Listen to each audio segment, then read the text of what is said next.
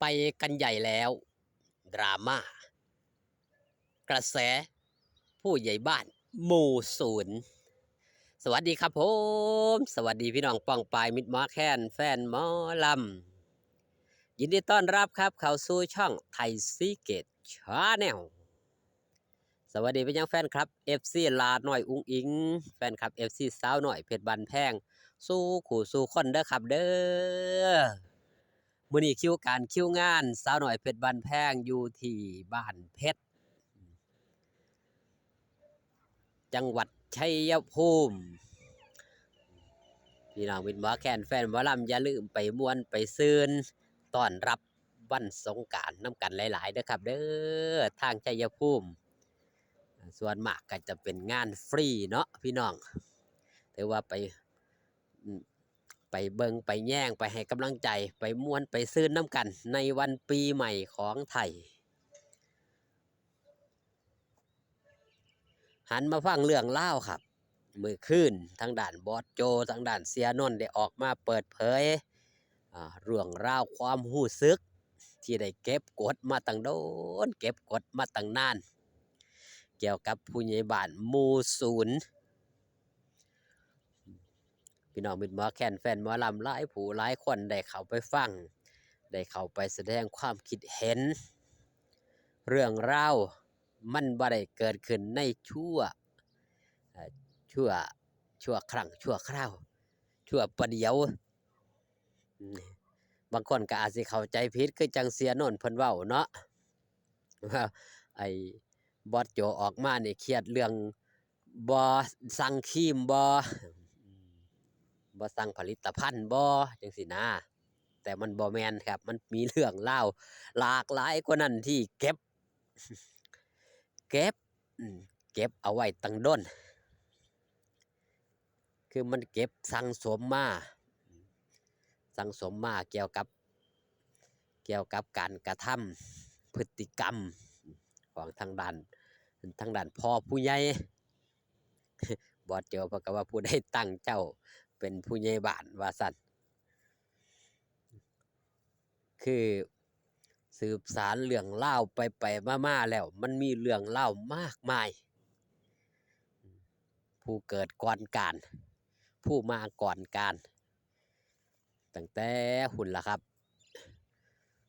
เปิดบ้านฮักเก่าๆก่อนสิลาน้อยอุ้งอิงเสียมาแล้วพ่อลาน้อยอุ้งอิงมาจังซี่ก็เป็นเรื่องราวดราม่าที่มันเกิดขึ้นชั่วข้ามคืนก็ว่าได้ชั่วข้ามวันก็ว่าได้พอบอสโจเมื่อวานออกมาโพสต์แบบรัวพร้อมกับไลฟ์สดเว้าจากับมิตรหมอแคนแฟนหมอลำหูแจ้งตาสว่างให้กับให้กับหลายๆผู้หลายๆคนมันก็มีกระแสทั้งดีและก็ทั้งบ่ดีเนาะก็พิจารณาเอาครับพี่น้องว่าการที่เพิ่นออกมาเว้ามันเป็นเรื่องราวนั้นมันเกิดขึ้นจังใดเพิ่นก็ได้อธิบายเว้าให้ฟังเบิดแล้วก็ใส่พิจารณญาณแล้วก็ให้กำลังใจทางด้านทีมงานสาวน้อยเพชรบันแพงทางด้านบ้านฮักลาน้อยอุ้งอิงแฟนคลับ FC ลาน้อยอุ้งอิงทางด้านผู้บริหารอย่างบอสโจยมนินทร์หลากหลายเรื่องราวนี่ครับความหักความแพงหักยังครับถ้าหักในผลประโยชน์มันก็จะเสียผลประโยชน์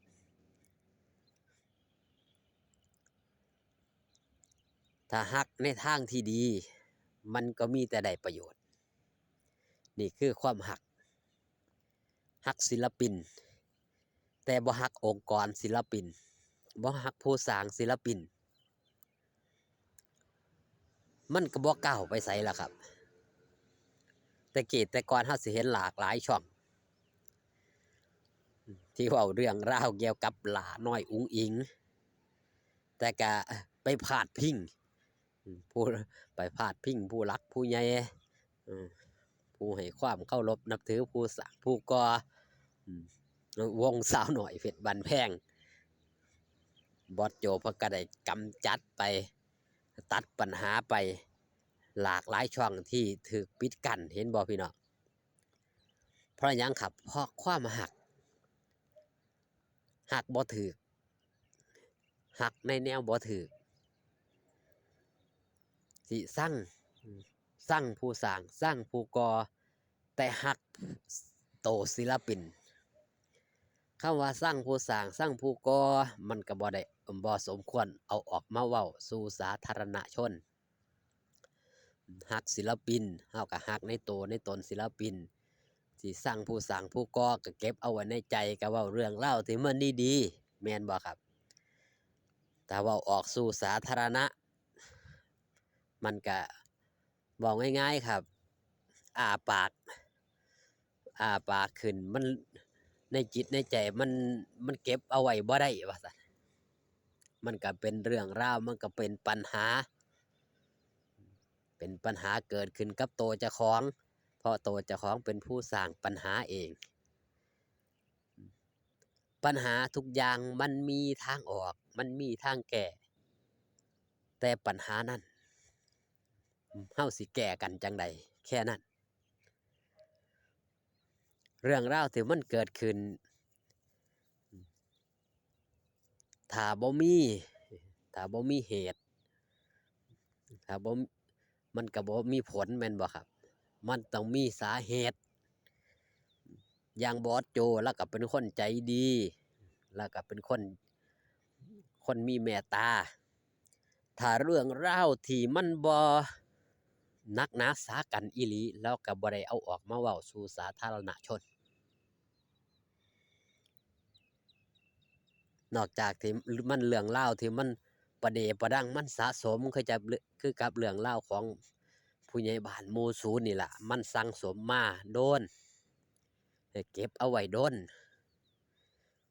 เมื่อเก็บเอาไว้โดนของบูดของเน่าเก็บเอาไว้โดนมันก็อืดบัดนี้อืดมันก็เปิดฝา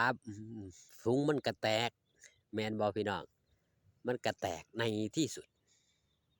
ขอบคุณพี่น้องป้องปายเด้อครับเด้อที่เขามาเบิงขอบคุณพี่น้องป้องปายที่เขามาแย่งช่องไทยซีเกตชาแนลมื้อแรงอย่าลืมอย่าพลาดครับไปให้กำลังแรงเชียร์แรงใจหลาน้อยอุ๋งอิงพร้อมทีมงานชาวคณะสาวน้อยเพชรบ้านแพงอยู่ทางกับชัยภูมิคลิปนี้ฝากตอนเอาไว้แต่เพียงสำนีพอกันคลิปหน้าสบายดีครับผม